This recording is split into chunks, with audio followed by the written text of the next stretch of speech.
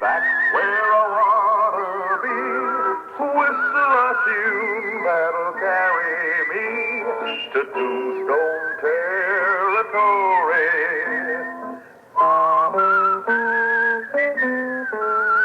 If your past has run afoul of the law, it's a handy place to be. 'Cause your future's just as good as your draw in Tombstone territory. Whistle me up a memory, whistle me back where I wanna be. Whistle a tune that'll carry me to Tombstone territory.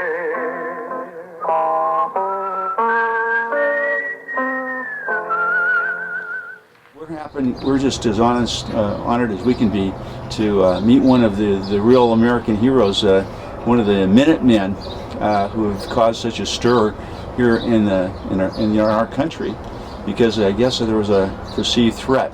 And that perceived threat has been sort of on deaf ears from people, and so a guy by the name of Chris Simcox, who happens to be, what we found interesting about you, we did a little study on you, and we found out, you know, the Tombstone Territory was one of my favorite TV shows back in 1957.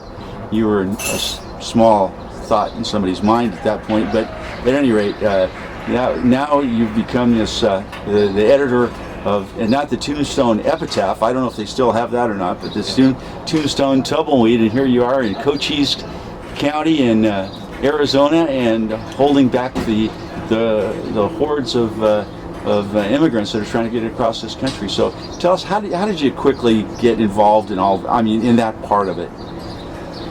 Well, it was just by chance. It's funny how where life takes you sometimes. After the attacks of September 11th, I took a vacation to the Arizona border. Discovered a terrible problem, that our country was being invaded by drug dealers and illegal immigrants, and the potential for terrorists to come into our country was a clear and present danger in that situation. So ended up in Cochise County. I heard the stories of the plight of ranchers and landowners in that area, and by chance just ended up in Tombstone one day and read an ad in the Tombstone Tumbleweed paper. They were looking for an assistant editor. I applied for the job. 3 months later, I bought the paper, and now I'm a publisher, an editor, and a firebrand, I guess. So there's a new sheriff in town down there in Tombstone. Well, in a sense, yes. I mean, the newspapers have always had a big influence in the Tombstone area with battling newspapers. The Epitaph and I believe it was the Nugget was the competing paper at that time. So now it's the Tombstone Tumbleweed. Okay, let's kind of fast forward here, because first let me catch up on something that's kind of we call housekeeping. There's another gentleman in your group that makes things a little more confusing. His name is Jim Gilchrist. Yes. And you and Jim are partners, are co-workers, are co-founders. Who founded the Minutemen as it was, and who are the official founders of the Minutemen? Well, we have to go back a little bit. That in November of 2002, in Cochise County, I started a group called Civil Homeland Defense. We were the first boots on the ground border neighborhood watch group, where we actually went out and worked with Border Patrol and set up observations on certain well-traveled routes into the country for illegal activity. We expanded the group. We trained 400 people locally to set up chapters of neighborhood watch groups that worked all along the border in Arizona. In October of last year, 04, I got a call from a gentleman named Jim Gilchrist. He says, "I've been watching your group, your Civil Homeland Defense group. I want to come out and see how it works." I said, "Fine, come out," and I asked him for some information. We screened him and put him through a background check, as we do all of our volunteers. And we gave him a tour of the border, and we showed him how we operate. During that tour, he says, "I got an idea. What do you think? Do you think we could pull off a big political protest down here?" And would you help support it? You have the operational structure, you're the expert. I'll go out and recruit volunteers if you support the mission. And we met a couple of more times over the next 2 months and cooked up the Minuteman Project. Jim said, let's call it the Minutemen. You know, as citizens coming to the aid of their country. So Jim great. Gilchrist named the group. Yes. But you'd already started one, but that kind of worked together with it. Right, and Okay. so we hosted Civil Homeland Defense said, Jim, I'll host it. We'll run the operation. We'll run the on-the-ground tactics. You go out, and it was kind of a situation where I had been banging this drum loudly for many years, to the point where people were just not paying attention anymore. We needed a fresh face. We needed a new messenger, a new Paul Revere on the block. And I said, Jim, are you ready to go in front of the media? So he said, well, I think so. So I coached him for a while, and we worked on that, and he's turned out to be quite a media celebrity himself and handles it quite well. So he went out and started recruiting, started working with the media, and then we had a plan that we would tag team after that. Okay, now let's really fast forward here. There's so much ground you've covered in such a short period of time. A couple of names I'm going to drop on you: Tom Ridge and Michael Chartoff. Both Governor Ridge was the first Homeland Security Director. Mr. Chartoff's the current Homeland Security Director. Have you had contact with either one of these? Have you talked to them? Have you mentioned any of these trepidations you might have about border crossings to them? Oh, certainly, and they know who we are. They know that we've exposed the ugly secret about Homeland Security. They didn't want that message exposed and the truth exposed. Tom Ridge, of course, inherited, as the first czar of Homeland Security, a bureaucratic nightmare in that sense. It still is. Chartoff, as well, now realizes that every security agency in this country, from the FBI to the NSA to the Department of Homeland Security to the Border Patrol, military, everyone agrees that our borders are the most glaring hole in our Homeland Security, our national security. But yet nothing gets done. Chertoff and Ridge both have made their dog and pony show flyovers and tours of the border, and they say this is outrageous, this is a terrible problem, we must do something. And here we are, almost 4 years after September 11th, and nothing. From being partially independent press, we call ourselves a partially independent press because we do have our own position on these things.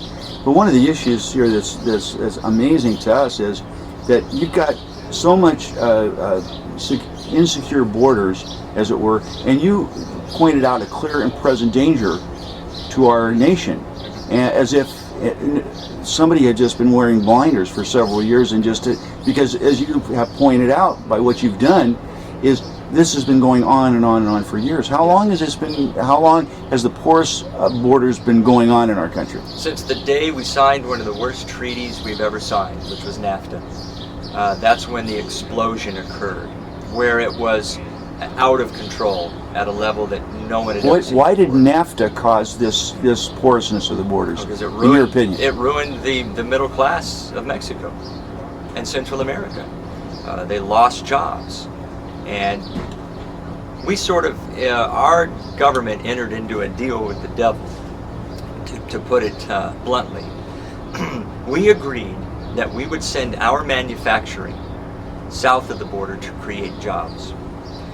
We agreed to turn our back on legal immigration and allow millions of people to come in and support a rather decadent lifestyle in this country. That we would create a third class, an underclass of people who would not be granted the same rights, the same protections of our laws. This was done how? Not out front. Our government is complicit in allowing this to happen. Well, we've been down this road before, a lot of things, and we want you to help us here, Chris, because we're on your side on this. We agree with you 100%.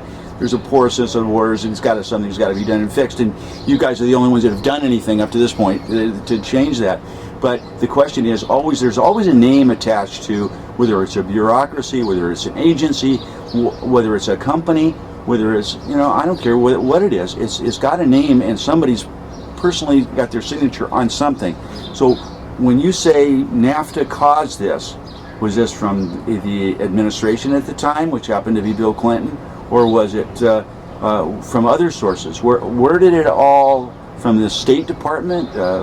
We're just trying to find answers to these things, and you've kind of had to find out these things on your own. So it's only your opinion, but we're listening. Right.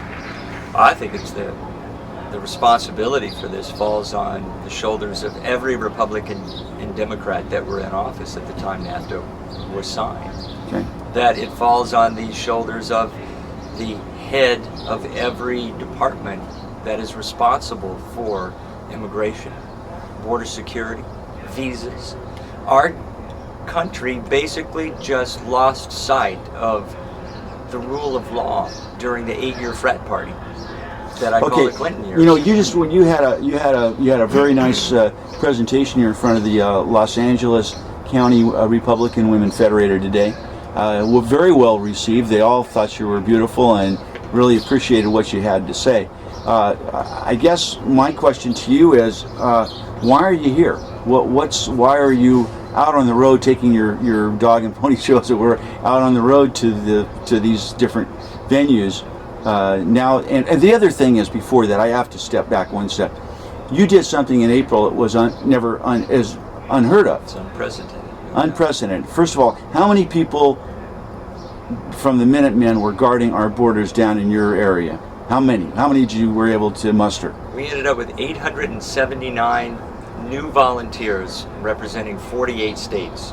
And these were people who were actually manning the border and watching for things. They all at least did one 8-hour shift manning a static observation post during the month of April. And how many illegal immigrants did you stop or halt, or can you guess at? Well, the idea was to show the Department of Homeland Security what we feel is an effective approach to border security. That if you man the border, observation post on the border, and create an obvious presence, that is a deterrent to anyone to cross. So it's kind of like golf. It was low score wins. We shouldn't be apprehending anyone coming into the country if we had our borders secured. So we did end up directing Border Patrol to locating 355 people who entered our country illegally, and we contacted Border Patrol. They apprehended them. The most important thing is that we averaged about 30,000 apprehensions a month along that 27-mile sector that we covered in April. That's a big number. Yeah, 30,000 a month. That's a big number. How can you even guess that many? How can you count that many? Well, and Border Patrol admits that at best they catch 1 in 4. Right. So 1.1 million people were caught on our border last year. 239,000 in Cochise County alone. Right. 30,000 a month. During April, those numbers dropped to about 5,000. They've remained there since. The human smugglers have packed up and gone away. They moved somewhere else. You mentioned some things I think that our viewers would really like to know about. It's not just Mexicans coming across the border from, it's a variety of others. And can you kind of go in to the breadth of the people that are crossing our borders unimpeded? Yes. It's outrageous that last year, again, Border Patrol caught 1.1 million people attempting to enter our country illegally. Those represent over 100 nations. The OTMs, other than Mexicans, are a serious problem now.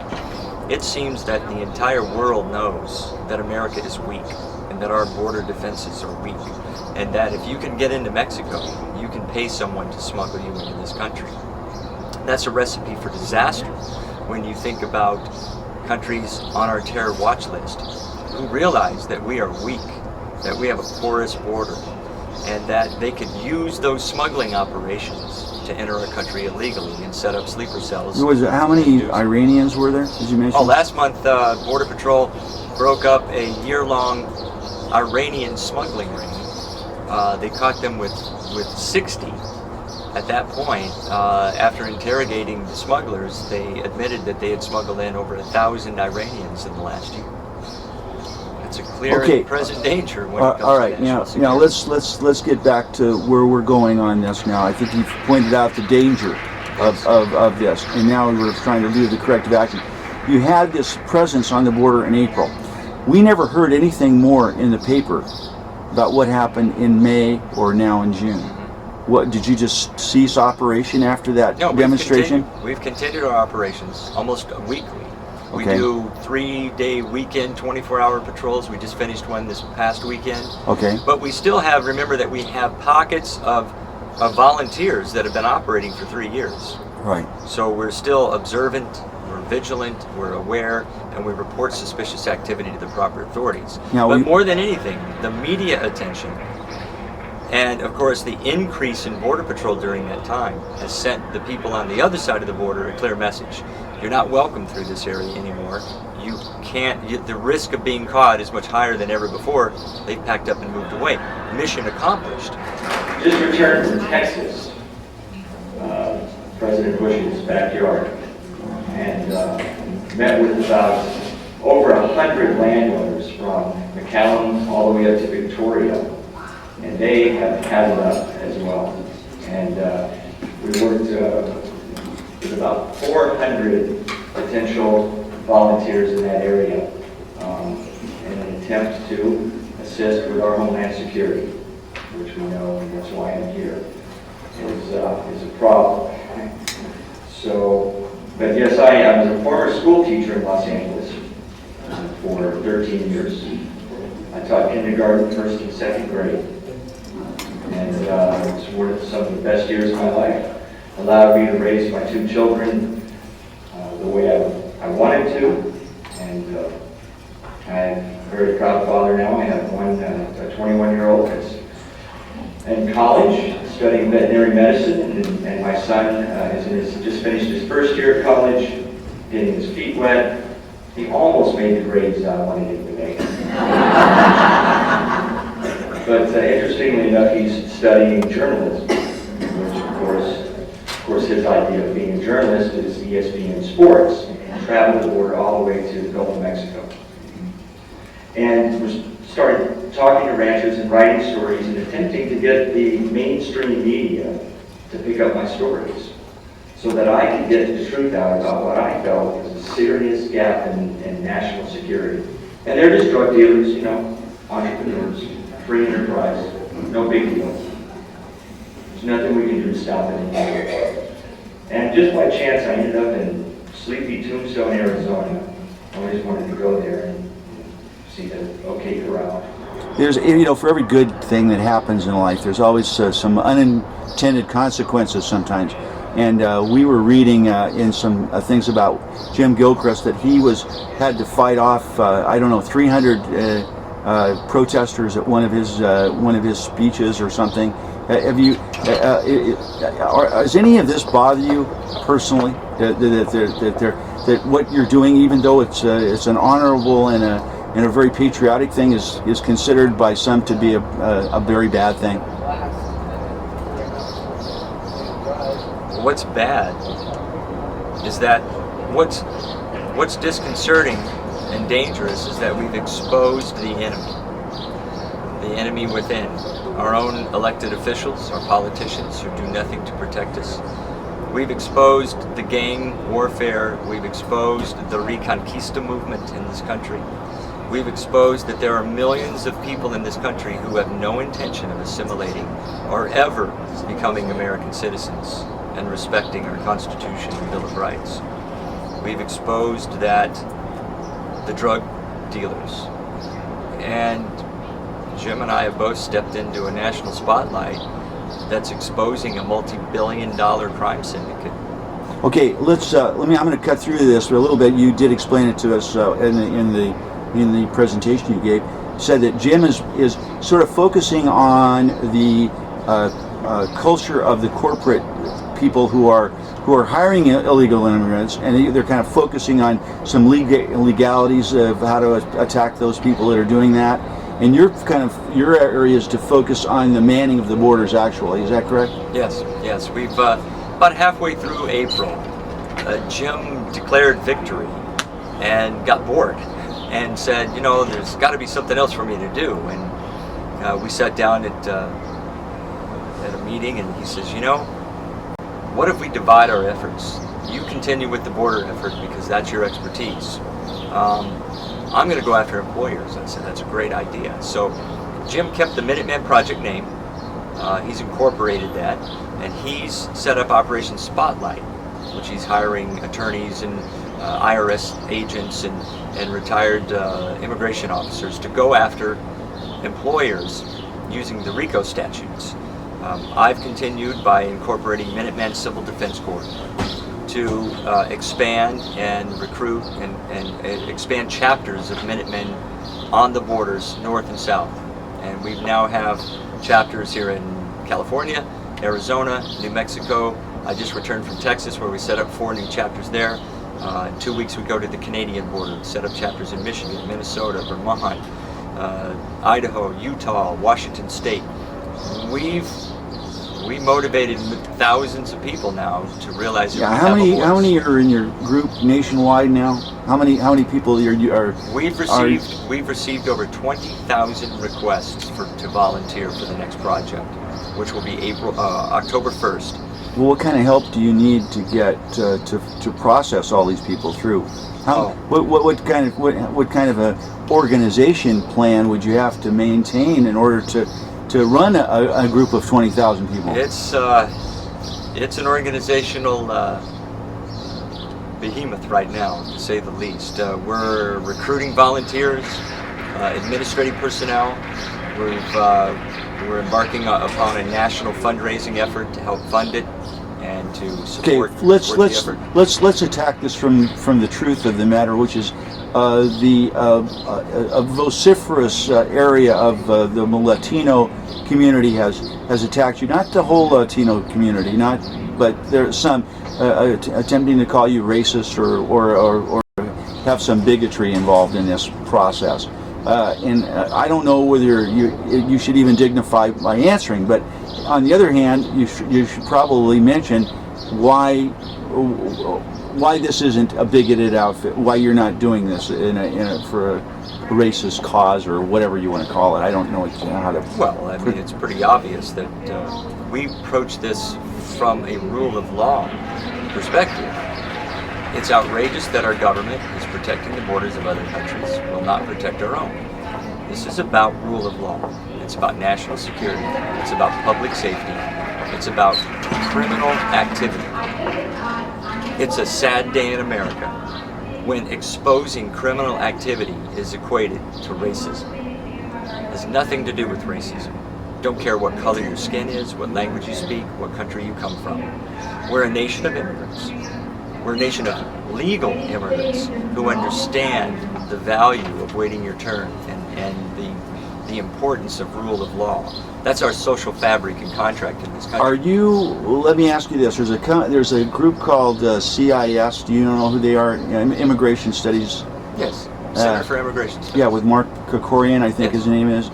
Pretty good guy. I don't know, are you working with these types of groups also? I don't work with any other group. Okay. We're a grassroots effort from we the people in this country. And your mission statement is purely to what? Secure the borders. Secure borders. Our our goal is to be dutifully and honorably relieved from duty by doing what we're doing. We should not have to be doing this. We want U.S. military on our borders to secure this nation and to bring it into the drugs, the crime, the sex slave trade, and illegal immigration. So your blue sky picture here is that if tomorrow the government would pick up the stick and say this is what we were going to do, just what you just said, that you'd walk away from this and go on to do something different. I would happily walk away from this and go back to my small town newspaper, go back to being a mentor for the high school journalism class, and I've got much better things to do. But yes, I mean, we want to be relieved from duty.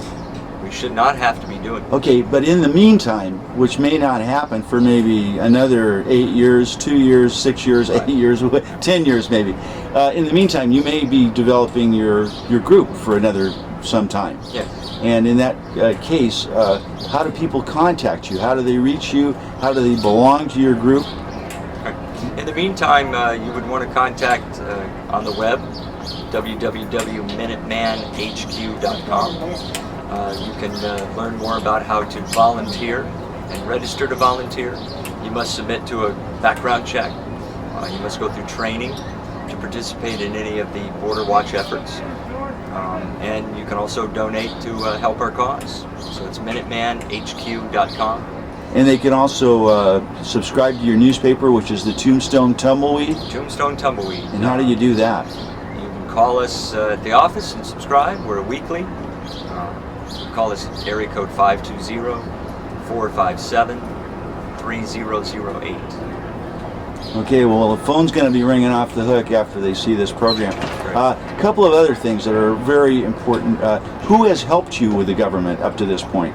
You've mentioned a lot of people who have not helped you. Yes. But name some people that might have helped you, whether they're being Congress people or senators or whoever. Oh, we've been well received on Capitol Hill.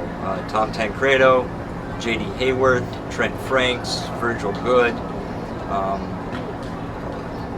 What are they going to do for you, though? What are they? How can they help? Well, they can help by encouraging and bringing to the national debate this issue, and to put pressure on their fellow congressmen on the Hill. More than anything, our message is that we represent millions of voters. We're not waiting any longer, and the problem exists because of the lack of will from our politicians to do the job to represent us. So we're sending them a clear message. In 06 and 08, our border security will be the #1 issue. If you're not going to work to secure our borders, then we will relieve you from duty and we'll find someone who will. So you're kind of looking at this point in time for some organizational help, or you're looking for any help at all? We're looking for volunteers. Okay. Our message is, when we put boots on the ground, this is boots on the ground activism. This is the silent majority deciding to get up off their chairs, to get out of support group meetings, and to come and join us on the borders, north and south, and send Washington a clear message. They're not going to work for us, we're going to work for ourselves, and in the meantime, we will remove them from office with our votes, and we'll put people who will be public servants in office rather than rich government elitist politicians. Well, you made this your personal calling, Chris Simcox, and I think that you put your personal signature on this particular thing. We wish you all of the good luck in the future to do with more and to protect our borders while we're in the middle of this fight with apparently no one else on our side on this thing. And if there's anything we can do to help you in the future, don't hesitate to ask. We appreciate it. We're doing it for Americans, for the future of our country. Thanks a lot for being on the cutting edge. We appreciate it. My pleasure.